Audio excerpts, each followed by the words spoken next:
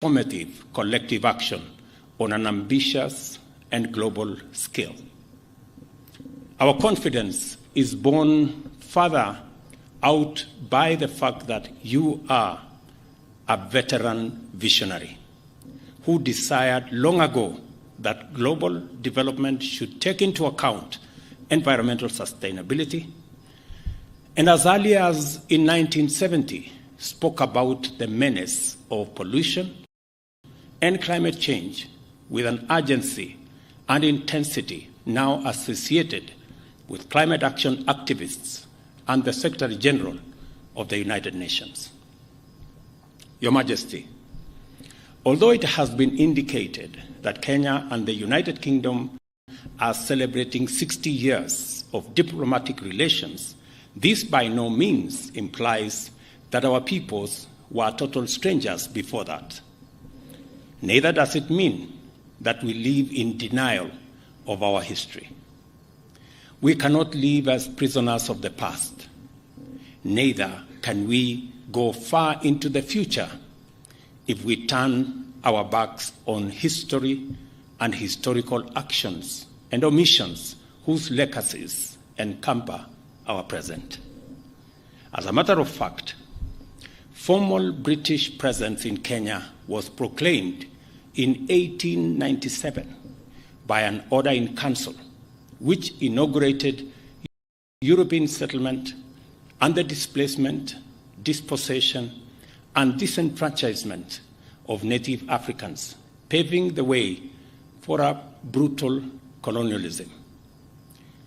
And if colonialism was brutal and atrocious to African people, colonial reaction to African struggles for sovereignty and self-rule was monstrous in its cruelty. It culminated in the emergency, which intensified the worst excesses of colonial impunity and the indiscriminate victimization of Africans. I took you through earlier today the whole of fame and the whole of shame. While there has been efforts to atone for the death, injury, and suffering inflicted on Kenyan Africans by colonial government, much remains to be done in order to achieve full reparations. I am optimistic that through the Kenya-UK partnership, we shall keep up our endeavor to inspire the change we hope for by making people and their well-being the fundamental consideration in our pursuit of trade and investment, defense and security, conservation and climate action, research, development and innovation, as well as our work of designing a future that works for present generations and distant prosperity. I trust that this visit, focused on community, sustainability, and innovation, as pillars of progress, will inspire Your Majesty to forge ahead with a strong vision for stronger Kenya-United Kingdom partnership and of the Commonwealth as a beacon of hope for humanity in a sustainable, prosperous future for all in a green and clean planet. I wish you great success on this visit and much delight during your stay in Kenya. May your leadership inspire many to do their part in making our nations more prosperous and our planet more livable for humanity and all forms of life which share it with us. Ladies and gentlemen, I did inform His Majesty earlier that in Kenya there is a concept called kingpin, and there is a contest for kingpins around Kenya. Different regions have different kingpins.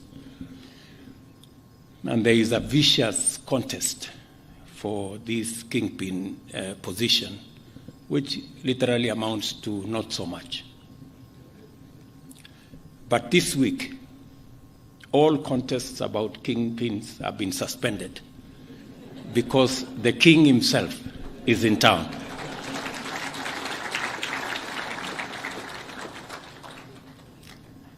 let us drink to the long life and good health of His Majesty King Charles III and Her Majesty Queen Camilla, and to the enduring bonds of friendship and partnership for the shared prosperity of the people of our two great nations. Thank you. God bless you. God bless Kenya. God bless the United Kingdom. Asanteni sana.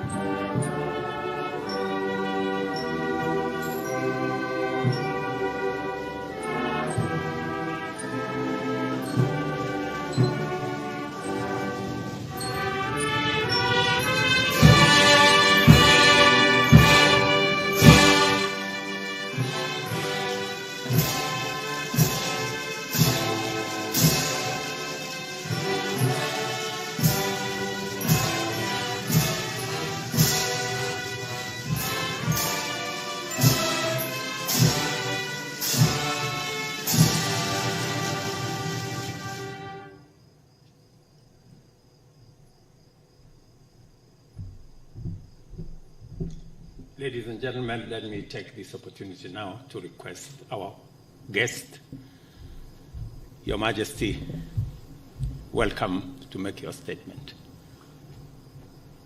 And we can take our seats. Thank you.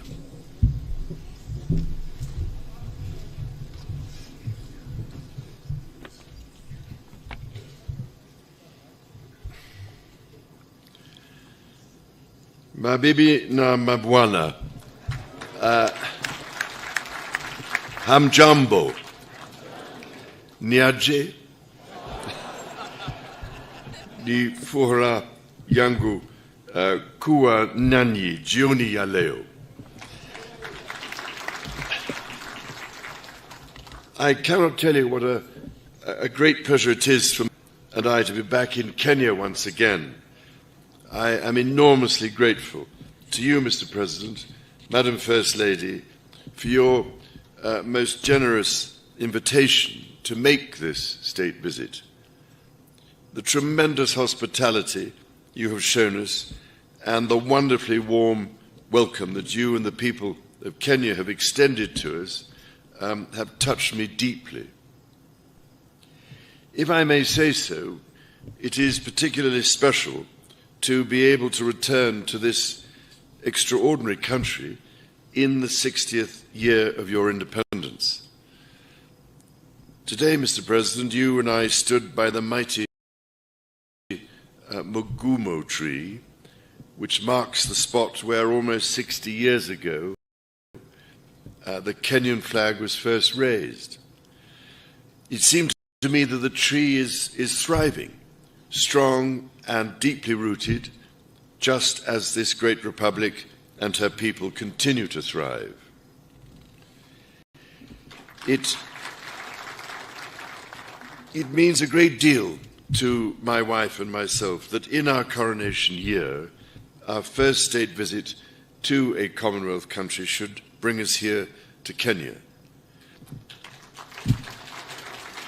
We both take considerable pride in renewing the ties between the United Kingdom and Kenya, a country that has long held such special meaning for my family. Najisikia kama niko nyumbani.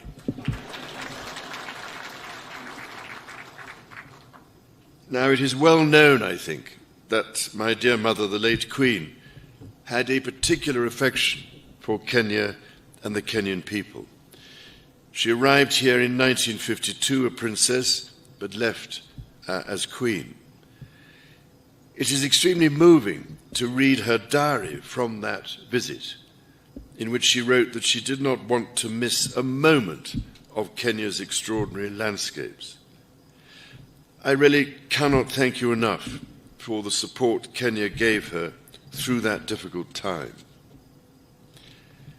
10 years later, my father, the late Duke of Edinburgh, attended the celebrations of Kenya's independence.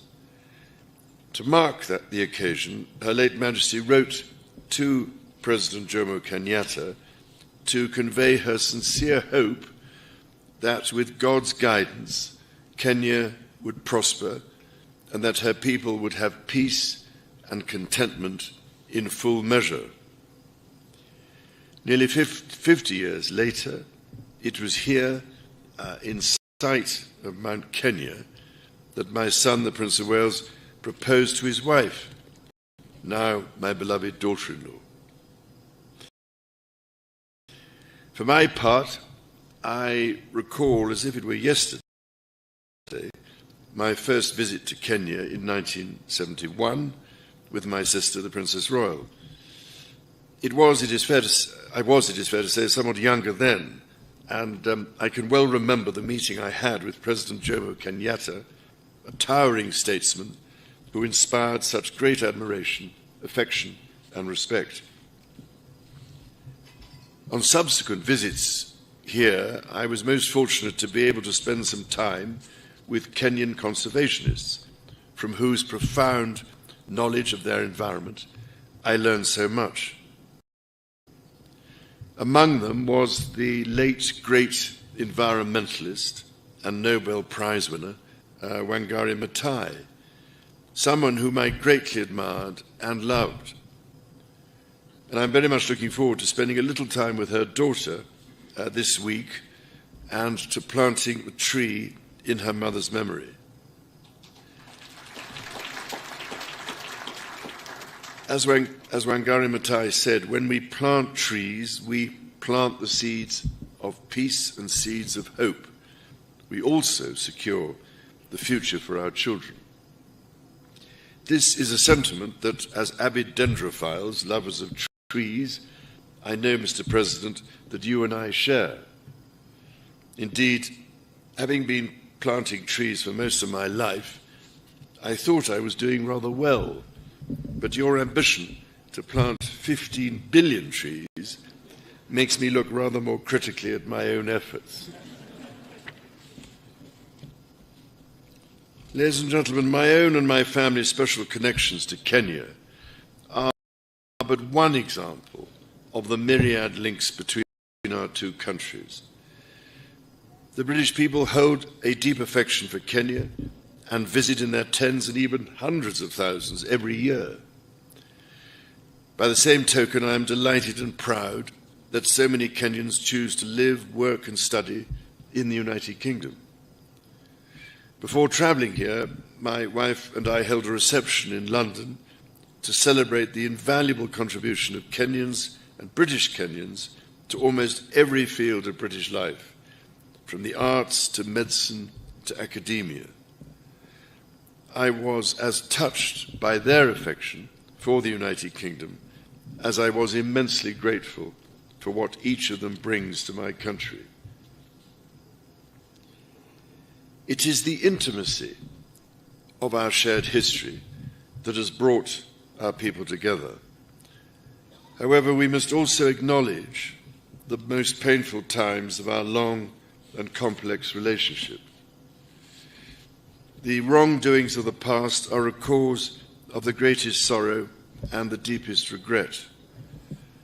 There were abhorrent and unjustifiable acts of violence committed against Kenyans as they waged, as you said at the United Nations, a painful struggle for independence and sovereignty.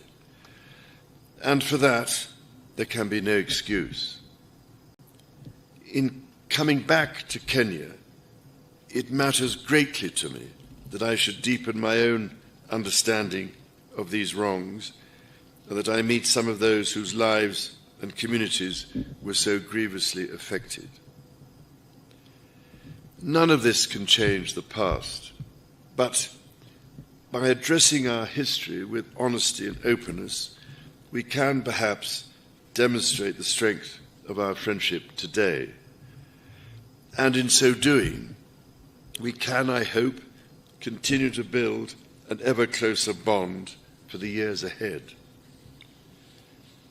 As Jomo Kenyatta said, our children may learn about the heroes of the past. Our task is to make ourselves the architects of the future. Mr. President, in returning to Kenya, I have been struck by the many ways in which our country's relationship is now closer than ever. It is a modern partnership of equals facing today's challenges and looking to the many opportunities that together we can seize. Whether by using the King's Cross regeneration as a model for the Nairobi railway city, or by learning from Kenya how the blue economy can really work for local communities, all of you here this evening and across our countries deserve our gratitude for your ceaseless work to realize our joint ambitions. Our people's security is a paramount concern. It is fitting, then, that Kenya's first Marine Commando Unit was established earlier this year, trained by British Royal Marines. I also look forward to visiting Karioko War Grave Cemetery, where I will honour Kenyans and other Africans who died in 2 world wars. We must ensure all are granted the remembrance befitting their service. Kenya's efforts to address the existential challenges of climate change and biodiversity loss are remarkable.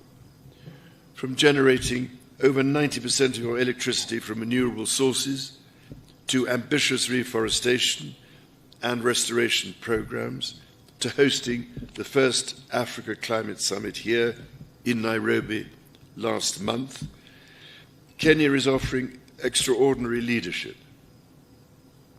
The Nairobi Declaration brings together different peoples whose cooperation will be essential to solve some of the serious environmental and ecological challenges not only facing us in the future, but facing us here and now. And it is, if I may say so, absolutely vital that your and Africa's voice continues to be heard, including at COP28 and beyond.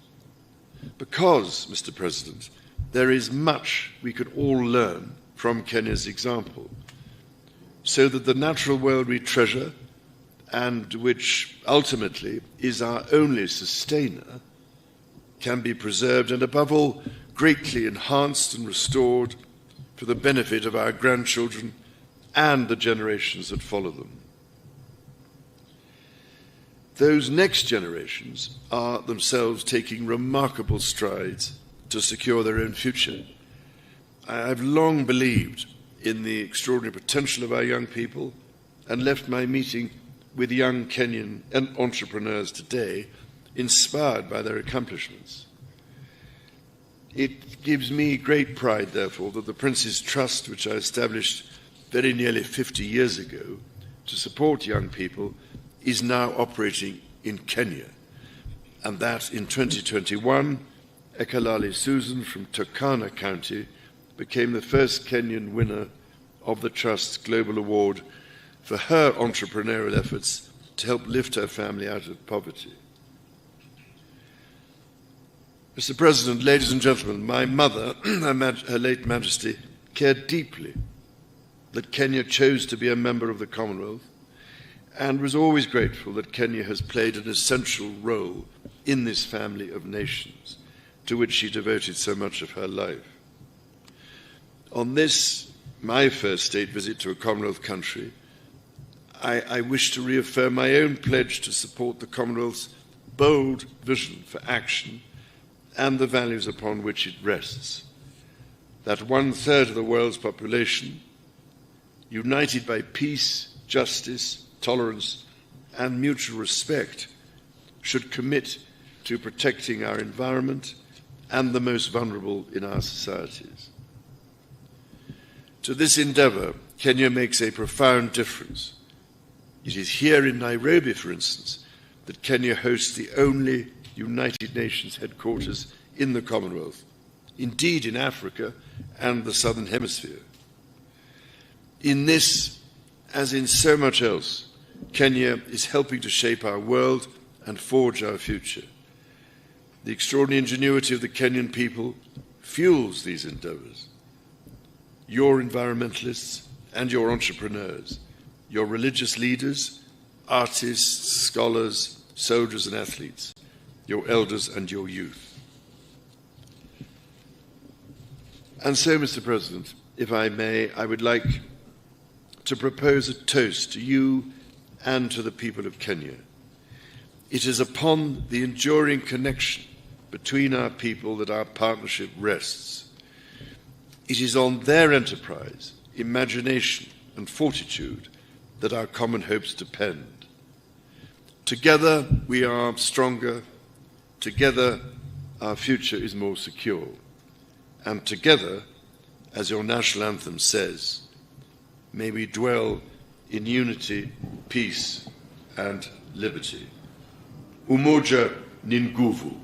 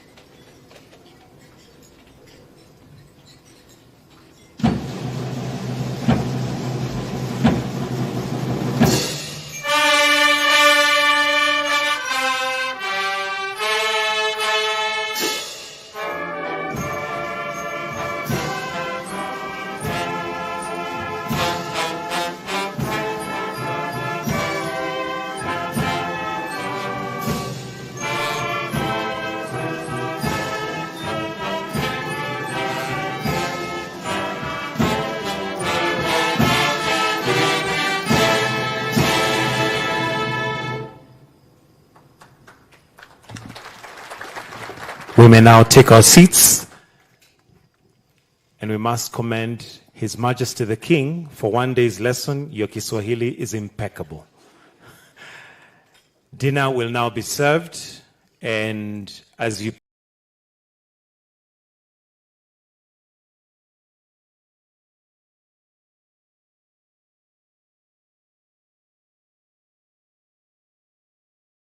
for your most generous invitation to make this state visit, the tremendous hospitality you have shown us, and the wonderfully warm welcome that you and the people of Kenya have, for your most generous invitation to make this state visit, the tremendous hospitality you have shown us, and the wonderfully warm welcome that you and the people of Kenya have extended to us have touched me deeply.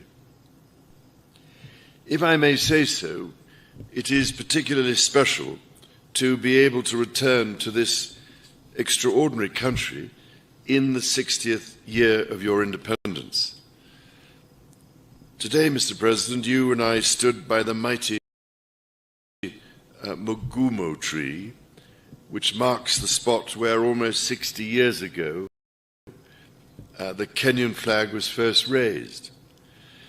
It seemed to me that the tree is thriving, strong and deeply rooted, just as this great republic and her people continue to thrive. It means a great deal to my wife and myself that in our coronation year, our first state visit to a Commonwealth country should bring us here to Kenya. We both take considerable pride in renewing the ties between the United Kingdom and Kenya, a country that has long held such special meaning for my family. Najisikia kama niko nyumbani.